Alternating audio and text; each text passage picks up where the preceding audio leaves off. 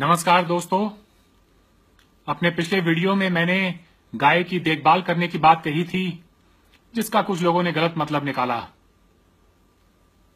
मैं क्या कहता हूं इसके लिए मैं जिम्मेवार हूं, लेकिन आप क्या समझते हैं और उसका क्या मतलब निकालते हैं इसके लिए आप जिम्मेवार हैं।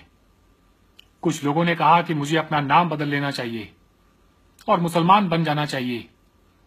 सच तो यह है कि हमने आज तक हिंदुस्तानी मुसलमान को सही मायनों में समझा ही नहीं है। वो भी अपने इस मुल्क से उतनी ही मोहब्बत करते हैं जितनी कि हम सब।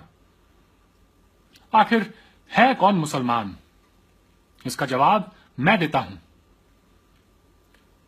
हर वो शख्स जिसका मुसल्लम है ईमान, वो है मुसलमान। जो ईमान का पक्का हो वो है मुसलमान। तो फिर इस लिहाज से लुआद से मैं भी हो गया मुसलमान। आज मैंने मुसलमान भाइयों के हक की बात की है तो आपने मुझे मुसलमान बना दिया। कल को अपने दलित भाइयों की हक की बात करूंगा तो दलित बन जाऊंगा, फिर सिख बन जाऊंगा, ईसाई बन जाऊंगा, धीरे धीरे सभी का भाई बन जाऊंगा। तभी तो सही मायनों में हिंदुस्तानी बन जाऊंगा। बाग में हर किस्म के फूल हों तभी बाग अच्छा लगता है। आखिर यही तो है हमारे इस हिंदुस्तान की खूबसूरती। मुल्क के बंटवारे के वक्त हिंदुस्तान के मुसलमान इस मुल्क को छोड़ के नहीं गए, उन्होंने इस मुल्क को अपनाया और उन्होंने जिन्ना साहब के दो कौमी नजरिए को सिरे से खारिज कर दिया। मैंने जब से होश संभाला है तब से हर वक्त इस दो कौमी ये जो नजरिया है इसकी मैंने खिलाफत की है। लेकिन आज के जैसे हमारे हिंदुस्तान के हालात हैं, मुझे इस बात का कहीं ना कहीं एहसास होने लगा है कि जिन्ना साहब सही थे। खैर, इस बात की मुझे बेहद खुशी है कि हिंदुस्तान के मुसलमान इस मुल्क को छोड़ के नहीं गए।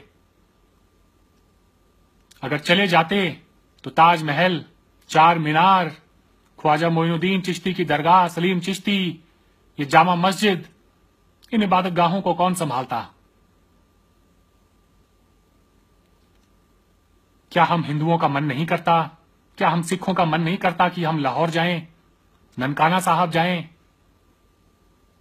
मैं पाकिस्तान की आवाम से पूछना चाहता हूं, क्या आपका मन नहीं करता कि आप आके ताजमहल देखें, जामा मस्जिद देखें, आप अजमेर शरीफ जाएं?